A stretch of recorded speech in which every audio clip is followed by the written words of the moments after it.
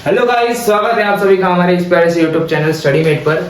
और ये है रोटेशनल डायनामिक्स का लेक्चर नंबर 11 और टोटल 10 लेक्चर कंप्लीट हो चुके हैं। 10 लेक्चर में बहुत कुछ हमने पढ़ा है रोटेशनल डायनामिक्स के बारे में। Almost 60 to 65% of chapter complete हो चुका है और अभी हम लोग एंड पर है। और अभी जो पार्ट है वो बहुत इंपॉर्टेंट है, हालांकि बाकी जो पार्ट थे वो भी इंपॉर्टेंट ही है और ये लेकिन बहुत इंपॉर्टेंट है।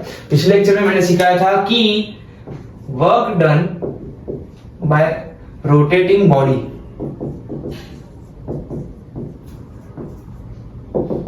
क्या थी, वर्क डन क्या था, integration of torque D theta.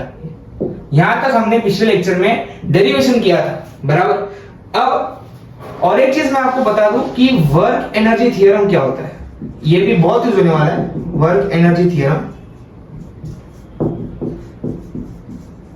जरा याद दिला दूं, मैं याद दिला दूं। याद तो उसे दिलाया जाता है जो दिमाग में हो। ये दिमाग में था ही कब, पढ़ाई कब है हमने, यही क्वेश्चन आ रहा है ना भाई। पढ़ रखा है, आप सबने ये पढ़ रखा है। 11th क्लास में ये था, वर्क पावर एनर्जी नाम के चैप्टर में ये आया था। मैं इसका जो बेसिक इक्वेशन है वो बताता हूँ, चलिए डिराइव करके बता देता हूँ। मैं यहाँ आया था, थोड़ी यहाँ इस वाले बोर्ड पर थोड़ी नजर फरमाइए। तो work done is equal to integration of torque के बदले में डालूंगा I into alpha d theta, बराबर। अब आई को मैं क्या लिखूंगा, अल्फा को क्या लिखूंगा, अल्फा क्या होता है D omega by D T. I क्या होता है डी ओमेगा बटे D T into D theta, बराबर। अब D theta upon D T क्या होता है भैया, D theta upon D T क्या होता है, डी थीटा अभी तो सीखा है। D theta upon D T क्या होता है, ये सब याद होना चाहिए। ये होता है ds। D theta upon D T क्या होता है, एस। एस ही डाल दो, ds क्या, S displace D theta, sorry D theta upon D T omega होता है। आई एम सॉरी मैं थोड़ा उस पे चला गया। D theta upon D T क्या होता है, ओमेगा। और आई तो कांस्टेंट है, आई बाहर आ गया। अब ओमेगा डी ओमेगा, अब ओमेगा का इंटीग्रेशन करो, क्या आएगा ओमेगा स्क्वायर बाय 2। तो ये क्या आ गया, हाफ आई ओमेगा स्क्वायर, यानी कि काइनेटिक एनर्जी कौन सी, टोटल वाली, है कि नहीं। तो मैं क्या बोल सकता हूं, work done by all forces is equal to change in kinetic energy. ये क्या है, ये क्या है, वर्क एनर्जी थ्योरम।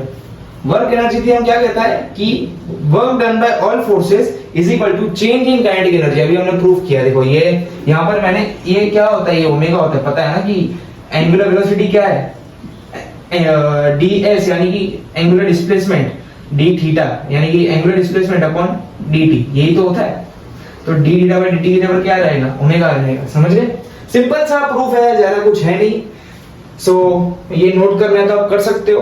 और मेन ये है, ये बहुत यूज होने वाला है ना। ये क्या है, work energy, work done by all forces is equal to change in kinetic energy. चलो अभी सम करना स्टार्ट करते हैं, टाइम पास करना बंद करते हैं। उड़ी बाबा उड़ी उड़ी उड़ी उड़ी जाए, उड़ी उड़ी जाए। तो क्वेश्चन, एक व्हील है ना, व्हील है जिसका आई जो है वो है समझो 4 kg मीटर स्क्वायर, और जो अपना आई और समझो टॉर्क भी दिया हुआ है। समझो टॉर्क की वैल्यू क्या डाल दें, टॉर्क की वैल्यू डाल देते हैं 5 न्यूटन मीटर, है ना, 5 न्यूटन मीटर। और क्या डालें, और क्या डालें, और समझो टाइम है 10 सेकेंड, है ना। एक व्हील है जो जा रहा है, सीधा सीधा जा रहा है, और जिसकी मोमेंट ऑफ इनर्शिया दी गई है, टॉर्क भी दिया है कि कौन से टॉर्क से जा रहा है और कितने टाइम में जा रहा है। यानी कि एक व्हील है, ऐसे जा रहा है, घूम घूम के जा रहा है ना। तो बताया है कि ये सब है, इसका आई और टी कितने टाइम में जा रहा है, कहाँ जा रहा है, टॉर्क कितना, आई कितना, बताया है। हमें पूछा है कि इसका वर्क डन क्या है। वर्क डन जाते जाते कितना वर्क कर, वर्क डन कितना होगा जब वो जा रहा है ना, जा रहा है यानी कि डिस्प्लेसमेंट हो रहा है, डिस्प्लेसमेंट हो रहा है यानी कि कुछ तो वर्क डन होगा। वर्क डन का फॉर्मूला क्या है, टॉर्क इनटू डिस्प्लेसमेंट। ये डिस्प्लेसमेंट है ना, एंगुलर डिस्प्लेसमेंट। व्हील यहां से यहां गया, यहां था यहां गया, यानी कुछ तो वर्क करेगा, डिस्प्लेसमेंट हुआ यानी वर्क डन कुछ तो होगा। हमें वर्क डन ढूंढना है। तो भाई वर्क डन का फॉर्मूला क्या है, रोटेशनल में वर्क डन का फॉर्मूला क्या है? Integration of torque D theta, बराबर। अब टॉर्क की वैल्यू क्या दी गई है? 5 इंटू डी थीटा, तो 5 बाहर आ गया, डी थीटा, यानी कि डी थीटा का इंटीग्रेशन थीटा आई से थीटा एफ। अभी थीटा की तो वैल्यू ही नहीं दी गई है, थीटा की वैल्यू कैसे निकालेंगे? अभी इसमें थीटा दिया ही नहीं है, थीटा कैसे निकाले? अब इसमें हम लोग यूज करेंगे जो न्यूटन ने 3 लॉ बताए थे। 3 लॉ क्या बताए थे भैया, देख लेते हैं। V is equal to U plus A T, तो हम इसे कैसे लिखेंगे? Omega final is equal to omega initial plus alpha T, है ना। ए की जगह पर अल्फा, इनिशियल वेलोसिटी की जगह पर initial angular velocity, final velocity की जगह पर फाइनल एंगुलर वेलोसिटी।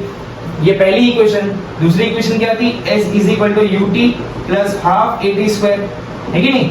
S की जगह पर थीटा डाल दो, U की जगह पर ओमेगा इनिशियल, T की जगह पर T प्लस हाफ, A की जगह पर अल्फा टी स्क्वायर, है ना। ये लीनियर, ये रोटेशनल, ये लीनियर, ये रोटेशनल। और दूसरी कौन सी थी? V square is equal to U square plus 2AS, है कि नहीं। यानी कि ओमेगा फाइनल का square is equal to omega initial का स्क्वायर प्लस 2 अल्फा थीटा, है कि नहीं, 2 अल्फा थीटा। अब इसमें से हम क्या ढूंढे और कैसे ढूंढे? अब जरा यहाँ पर ध्यान फरमाओ। अब हमें क्या चाहिए? थीटा चाहिए। थीटा चाहिए यानी कि इस इक्वेशन में तो थीटा है ही नहीं, तो इसे गोली मार दो। अब ये तो इक्वेशन में थीटा है, अब इस इक्वेशन में ओमेगा फाइनल और ओमेगा इनिशियल दोनों है, तो हमें ओमेगा की तो वैल्यू नहीं दी गई, तो इस इक्वेशन को भी उड़ा दो। तो अभी हम ये इक्वेशन यूज करेंगे। तो अभी इस इक्वेशन के मुताबिक अब मैं इसे रफ कर दे रहा हूँ, नोट करना है तो नोट कर लो, वरना बहुत इजी था, कुछ इसमें रॉकेट साइंस था नहीं, है ना। सो कौन सी इक्वेशन यूज करेंगे हम लोग यहाँ पे? ध्यान देना, इंपॉर्टेंट सा पार्ट है ये। Theta is equal to omega initial T plus half alpha T square, alpha T square, half A T square. अभी थीटा हमें ढूंढना है, तो थीटा जैसे तो वैसा ही। ओमेगा इनिशियल मैंने क्या बताया? ये मैंने बताया starting from rest, starting from rest, यानी कि पहले रेस्ट पे था, यानी कि पहले एकदम रुका हुआ था, यानी कि एंगुलर वेलोसिटी क्या हो जाएगी? 0, initial angular velocity 0 plus half alpha T square. अब अल्फा कैसे निकाले? टॉर्क क्या होता है?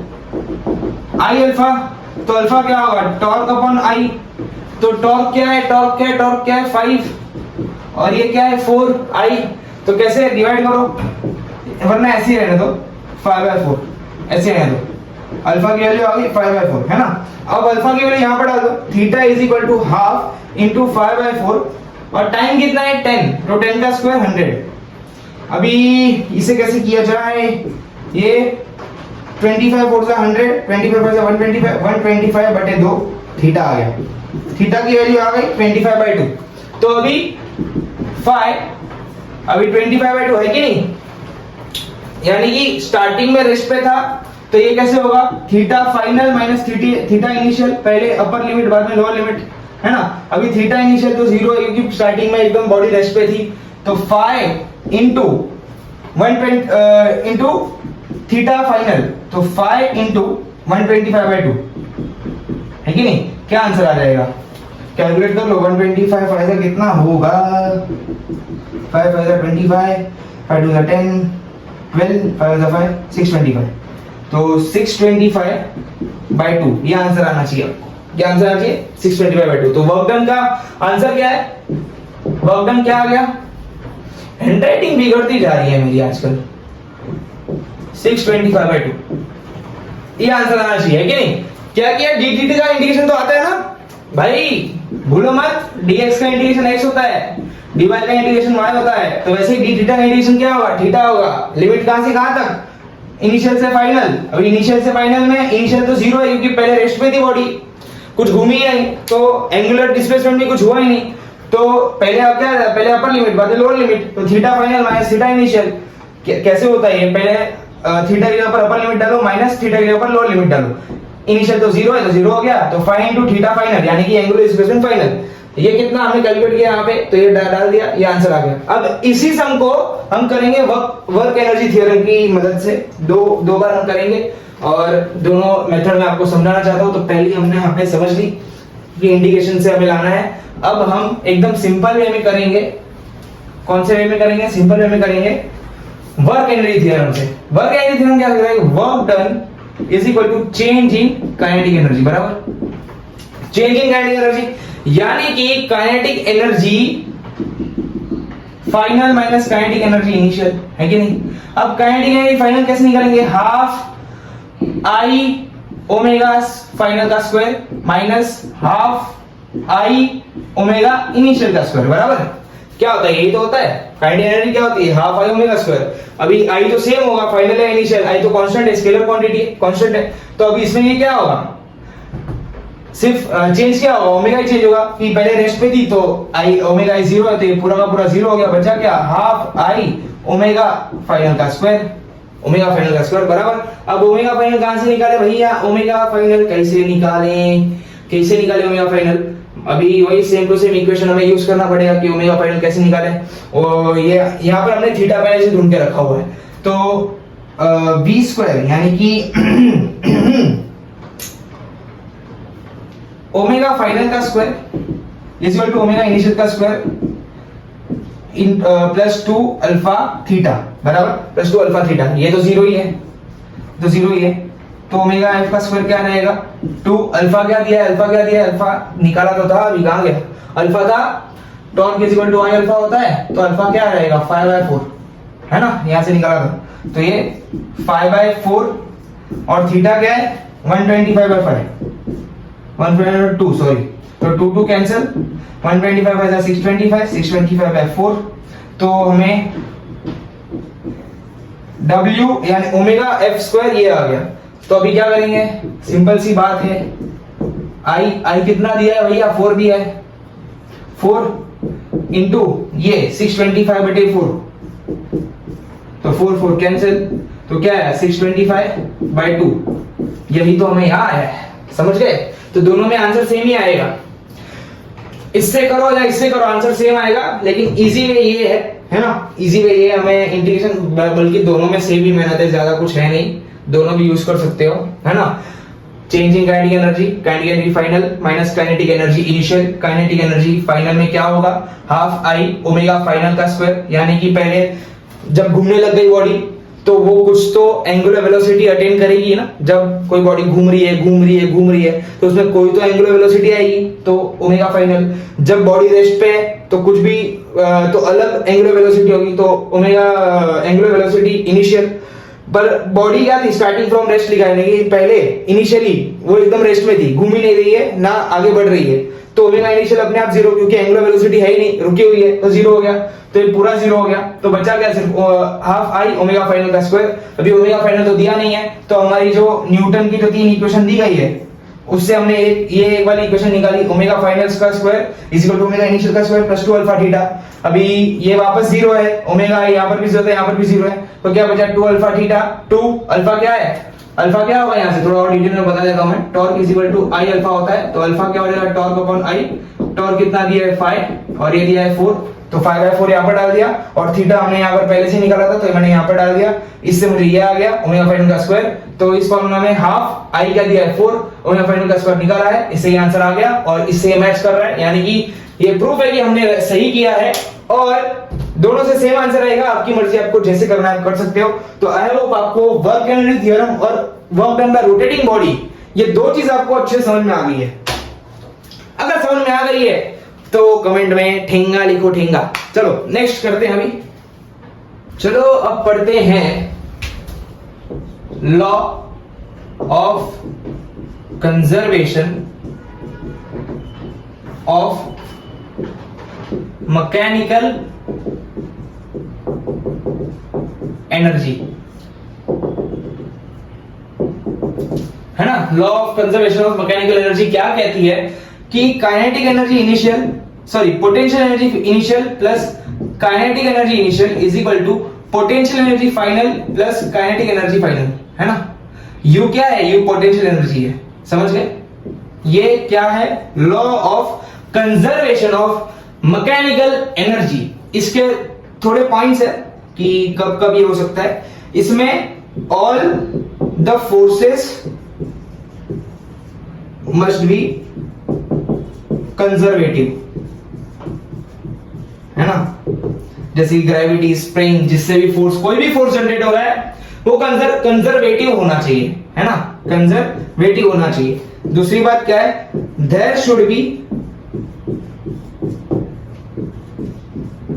no unconservative force.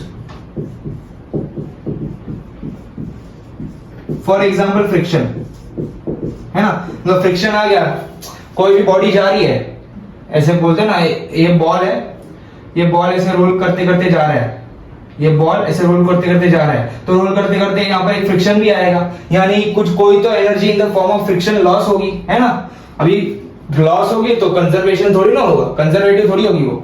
अब और दूसरी चीज क्या है कि नो एक्सटर्नल फोर्स,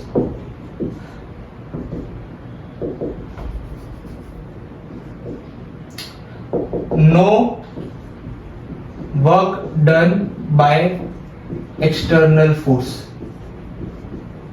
ये हटा दो।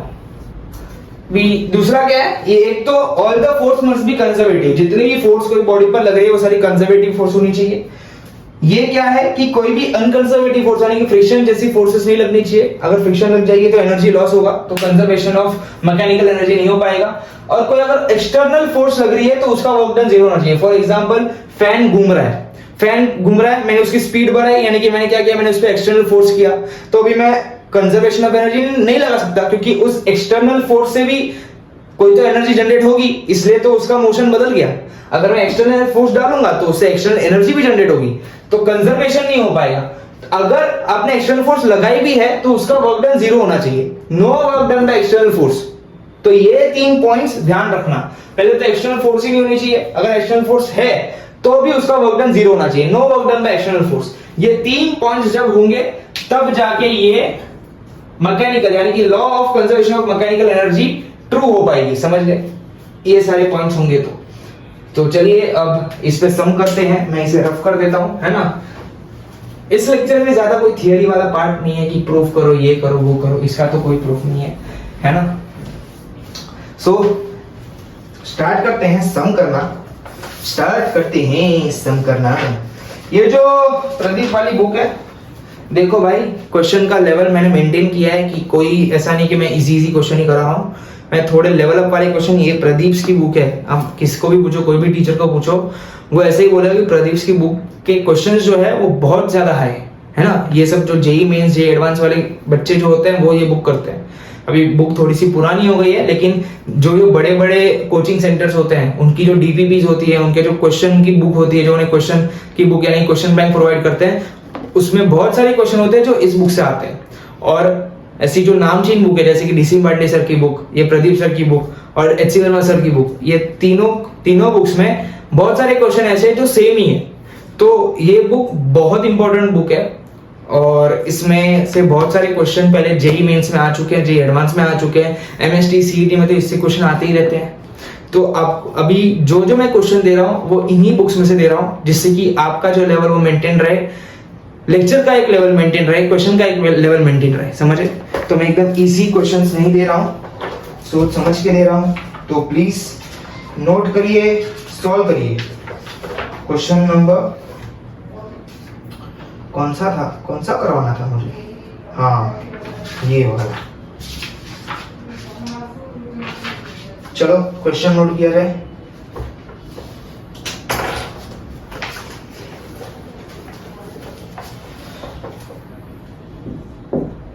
क्वेश्चन नोट कर रहा हूं, तब तक थोड़ा कुछ मुंडी हिलाना है, एक्सरसाइज करना है तो कर लो, है ना। मैं वीडियो को पॉज नहीं कर रहा क्योंकि एकदम बोलते हैं ना क्लासरूम वाली फीलिंग आनी चाहिए, इसलिए मैं वीडियो को पॉज नहीं कर रहा, वरना डायरेक्ट क्वेश्चन ही दिखा के मैं स्टार्ट कर सकता था, लेकिन आपको पता चलना चाहिए कि मैं क्वेश्चन लिख रहा हूँ, तो एकदम बोलते हैं ना क्लासरूम वाली फीलिंग आती है। Angle of 60 degree with horizontal, a disc rolling down this inclined plane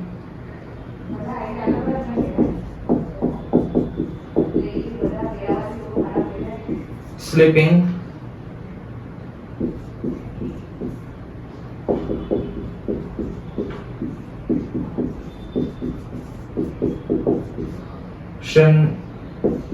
equal to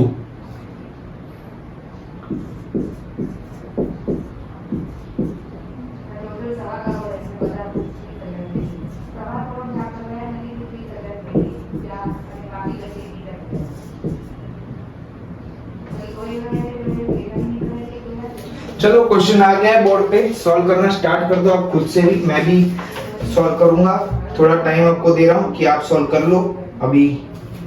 I hope आपने इस क्वेश्चन को सॉल्व करने का ट्राई किया होगा। अब मैं सॉल्व करता हूं इसे।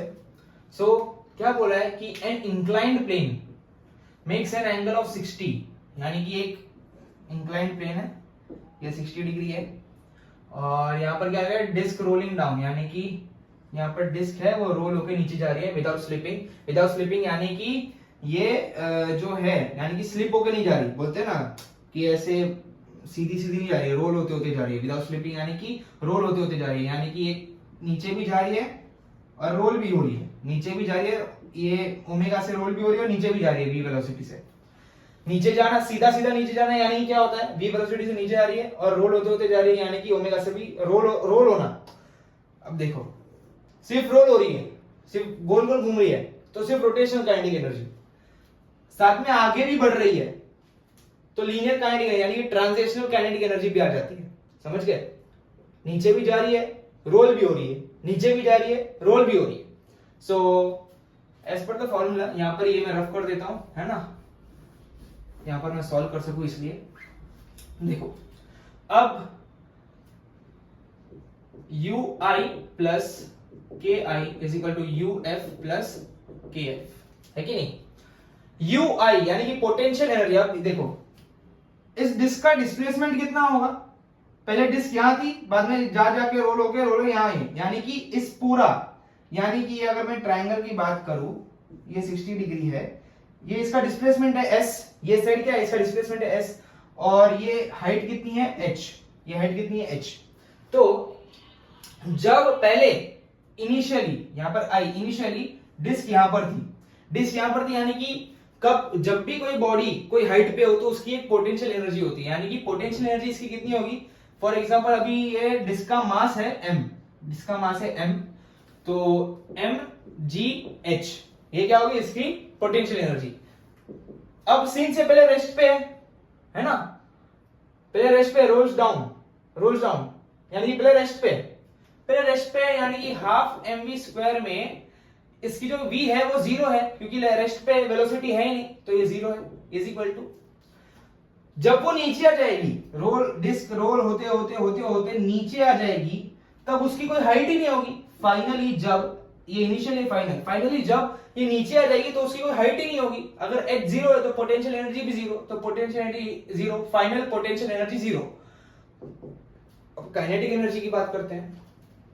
काइनेटिक एनर्जी से नीचे आ रही है वेलोसिटी v से, तो होगा हाफ mv स्क्वायर, और साथ में रोल भी हो रही है तो होगा हाफ i ओमेगा स्क्वायर, है कि नहीं। रोल भी हो रही है, नीचे भी आ रही है, तो half mv square plus half i omega square, है ना। mgh is equal to half mv square plus half i omega square, है ना। हाफ कॉमन लेके उधर डाल देता हूं तो 2 उधर आ जाएगा, यानी कि 2 mgh is equal to mv square plus i omega square. यहां तक समझा। अब यहां पर देखो 2 mgh इज इक्वल टू, अब क्या किया जाए,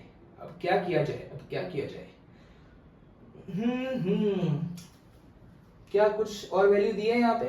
तो यहाँ पर डिस्क का जो मोमेंट ऑफ इनर्शिया है, अभी mv स्क्वायर डिस्क का जो मोमेंट ऑफ इनर्शिया है, डिस्क का मोमेंट ऑफ इनर्शिया क्या होता है, mr, समझो इसका रेडियस r है, इसका जो रेडियस है r है, तो mr square by 2 into omega square, बराबर। यहां तक समझा, mr square by 2 by omega square.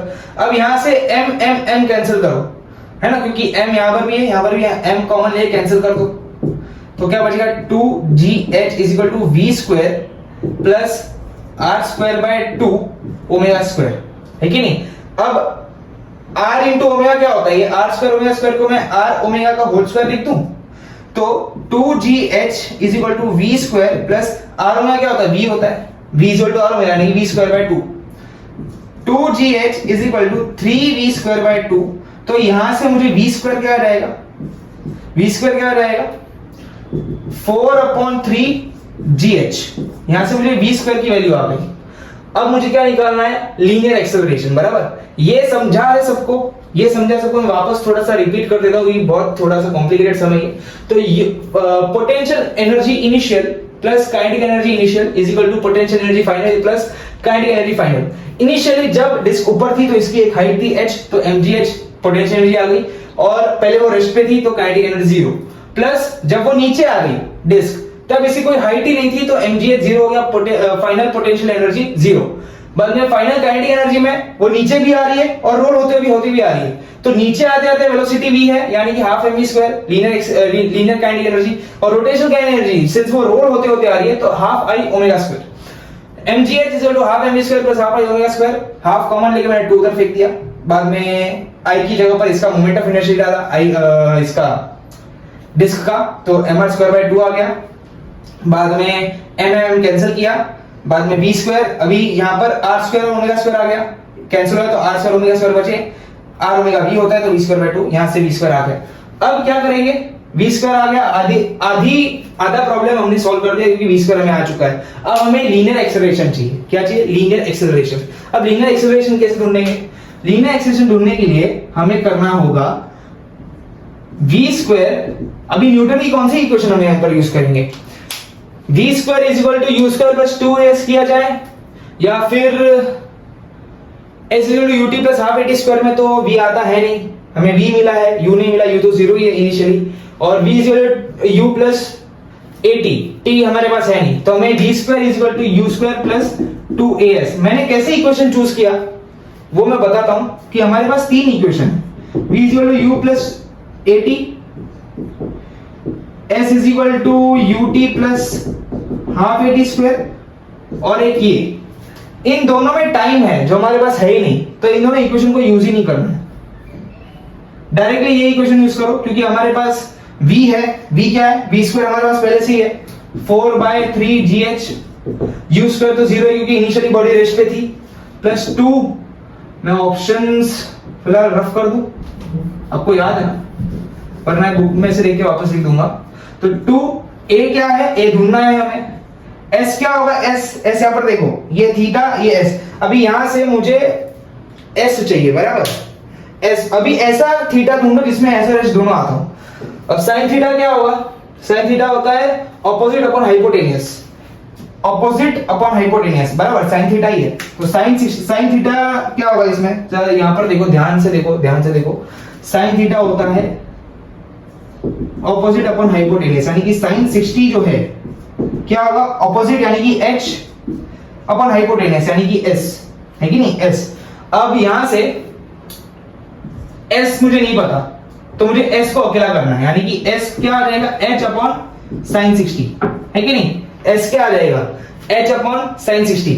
अब मैं इसे रफ कर देता हूं, s की जगह पर चुपचाप h अपॉन sin 60 डाल दें, यानी कि 4/3gh इज इक्वल टू 0 को हटाओ, 2a into h upon sin 60, है कि नहीं।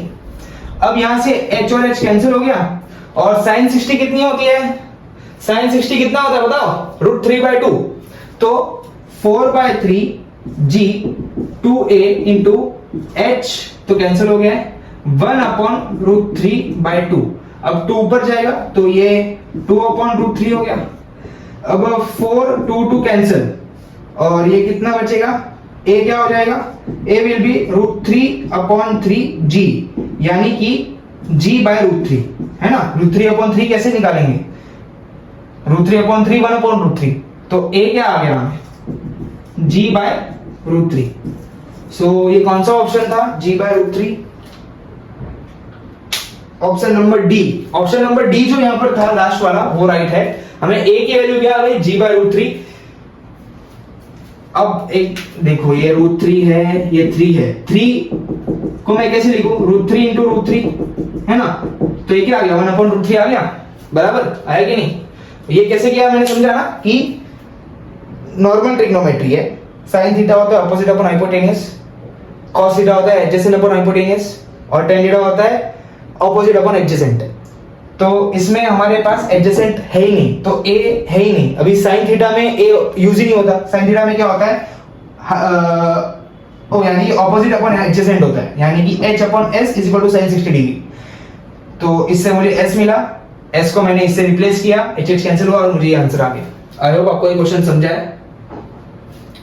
मुझे क्यों अंदर से लग रहा है कि आपको ये क्वेश्चन नहीं समझा है, पता नहीं, लेकिन अगर आपको ना समझा हो तो वापस इसे 2-3 बार देख लोगे इस वीडियो को, तो आपको पक्का समझ में आ जाएगा। लेकिन ये क्वेश्चन बहुत इंपॉर्टेंट है, सीईटी में आने के पूरे चांसेस है इसके, तो प्लीज इसे करना, है ना।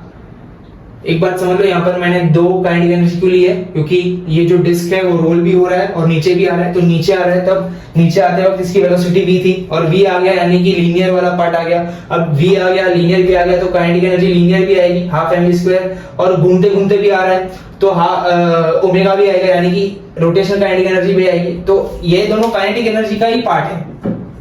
ये दोनों क्या है? ये दोनों मिला के फाइनल काइनेटिक एनर्जी होगा।